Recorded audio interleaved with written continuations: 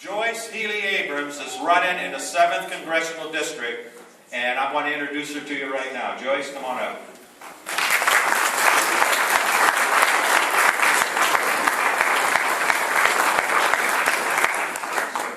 Well, first of all, thank you everyone for coming. I greatly appreciate your attendance today. You know, we are having a conversation on the future of Medicare. And first of all, I want to do my housekeeping and thank the folks who put this together. I want to thank Dan Fonte over here. Dan, thank you very much from the Alliance for Retired Americans who helped put this event together.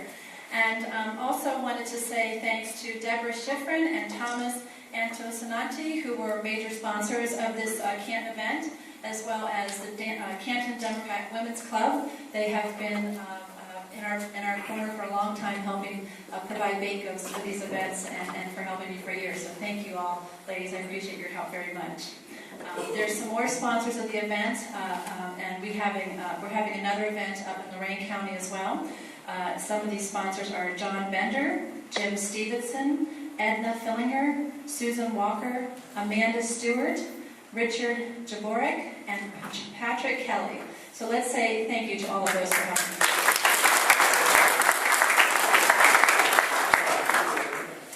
You know, I just wanted to tell you briefly a little bit about myself. I see a lot of familiar faces, so folks in the audience know me. This is Joyce Healy, growing up here in Canton.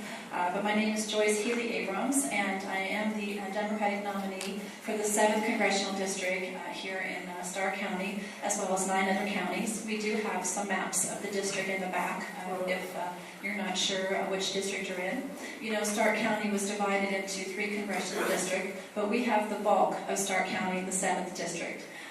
You know, I grew up in Canton in a small family with 2 siblings. Most of you know that my father served in the House of Representatives for 25 years. And these are the things that we talked about at our dinner table. Social issues, policy, things that were fair and unfair, things that were just and unjust.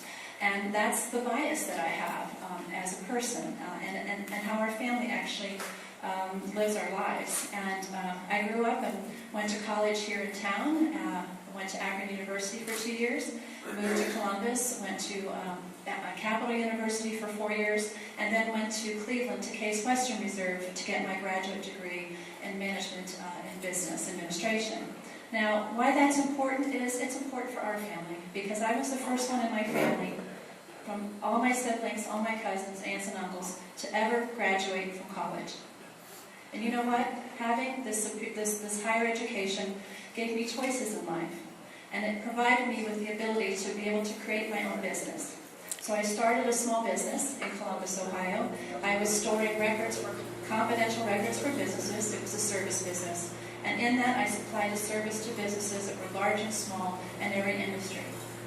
And I learned how to balance budgets, meet payroll every 2 weeks, look for credit to grow my business, and create jobs, one job at a time.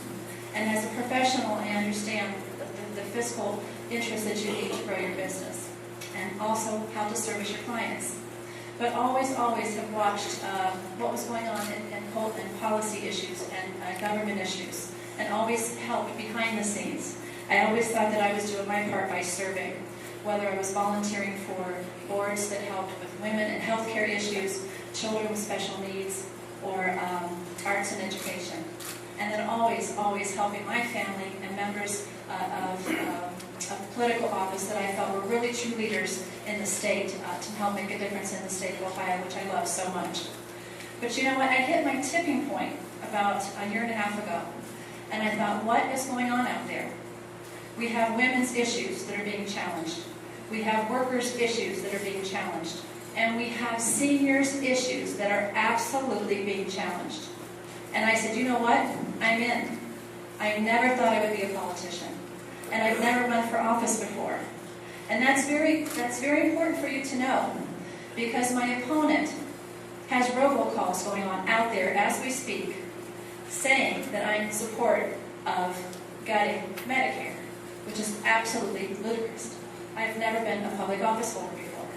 So this is why I wanted to tell you a little bit about myself. Now today we are going to talk about Medicare. I'm very, very thrilled to have brought someone in from Washington, D.C. I'm going to introduce him in a second, to talk about what's going on with Medicare. Because there's so many points out there, there's these talking points out there that both sides are putting out there, to be honest with you, that it's very confusing for the average reader to understand what is going on with Medicare and what is the other side proposing to go on with Medicare. But there's one thing I want to say to you before I introduce our speaker, our guest speaker. Medicare and Social Security, as we know it today, was put in place over 50 years ago in order to take seniors out of poverty. That's why it was put into place. We had over 50% of seniors living in poverty, and because of these two initiatives, we now have less than 10% of seniors living in poverty. This is huge. I believe that Medicare, the traditional Medicare, is a sacred trust with our government. And I absolutely believe it is necessary, and I will absolutely fight for it. That's what is my word to you. You know, the traditional Medicare is very different than what Paul Ryan, we've all heard of Paul Ryan now because he's the vice presidential pick for presidential candidate Mitt Romney. Paul Ryan had authored legislation back in 2011, 2012, that he basically wants to change the traditional Medicare. Basically, it's privatizing Medicare. It's taking away the government guarantee. So instead of having a Medicare system, he wants to be able to have a voucher system. That they will give senior citizens a voucher. It's like a coupon. And you take this voucher and you go into the market and you can buy your own health insurance. Now, if your health insurance happens to cost more than what the voucher is worth, you have to pay for it. So if you have pre-existing conditions that happen to make your health insurance more expensive, you will have to cover that. So what's happened is there's an organization called the Congressional Budget Office, which is a nonpartisan organization that evaluates all the plans that legislatures put forth for votes. And basically the Congressional Budget Office said that the Paul Ryan plan would add on average $6,400 per year for out-of-pocket costs to seniors. That's on average. I'm absolutely opposed. It's not okay. We cannot privatize Medicare. My concern about this is that while at the same time the Paul Ryan budget is asking seniors to absorb these extra costs, what it's doing is it's shifting the cost to seniors. We're shifting the health care costs to seniors. I'm going to say that one more time. We're shifting the health care costs onto seniors. On the other side of the plan, there are huge tax cuts for the wealthy. So the wealthy who are making over $1 million a year will have significant gains. They will be able to have at least $250,000 more from tax cuts. From tax cuts. So it's shifting the cost. So we lower taxes for the wealthy, but then the middle class have to pay for it. That's one reason why I'm absolutely opposed to it. The other reason is that it's privatizing medical insurance. It's privatizing medical insurance provided by the government. Now, there is an option that they want to put forth that maybe you can go through a private insurance company or you can go through Medicare. There's a nuance. Now maybe we'll add Medicare as a separate little nuance. But you know what's going to happen? People who can't get health insurance are going to go to Medicare. This is the second reiteration of the legislation. But have a small piece that you could go to. Well, guess what's going to happen? The people who are the sickest and can't get insurance from private companies are going to go to this new Medicare, and they're going to have the highest cost of Medicare. So it's a program that I don't agree with. I fundamentally do not agree with this Paul Ryan plan. And why that's important is because my opponent in the 7th Congressional District is Congressman Gibbs. Congressman Gibbs is a sitting member of Congress. He will tell you otherwise. He will tell you that Washington doesn't like him. They will send robocalls that say, I'm the one that's supporting these cuts. The truth is that he voted to support this Paul Ryan plan on 2 occasions. That is the truth.